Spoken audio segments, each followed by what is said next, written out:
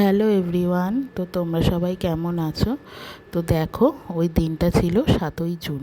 তো ওই দিনই সকালবেলা আমি আর শিউ রেডি হয়ে বেরিয়ে পড়েছিলাম সোদপুরে যাওয়ার জন্য। কারণ ওই দিনই বিকালবেলা আমার বান্ধবীর ছেলের জন্মদিনের নেমন্ত্রণ ছিল। তো ওই জন্য আমি ঠিকই করে রেখেছিলাম যে সকালবেলা আমি বাপের বাড়ি যাব, ওখানে সারাটা দিন থেকে রাতে ওখান থেকেই রেডি হয়ে ওদের বাড়ি যাব।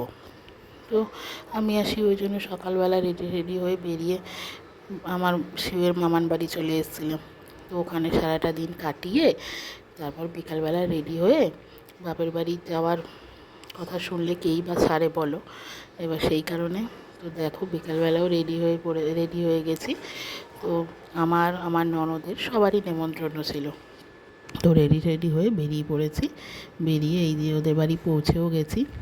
এই যে সবাই মিলে এখন গল্প হচ্ছে। তো এই যে সব ইয়ার্কি ফাজলামি হচ্ছে। তো যাওয়ার সাথে সাথেই কোল্ড ড্রিঙ্কস দিয়েছে।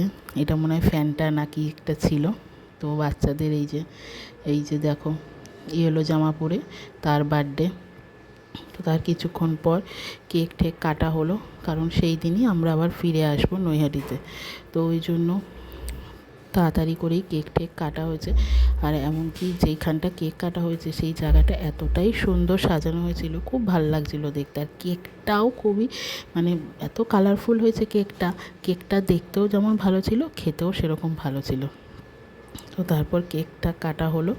কেক টেক কাটা হয়ে তারপর তাড়াতাড়ি আমরা ডিনার করতে বসে পড়েছিলাম, কারণ আমাদের আবার নৈহাটিতে ফিরতে হবে। তো এখানে কিছুটা কথা নিয়ে হাসাহাসি হচ্ছিল, কী কথা সেটা আমার মনে নেই।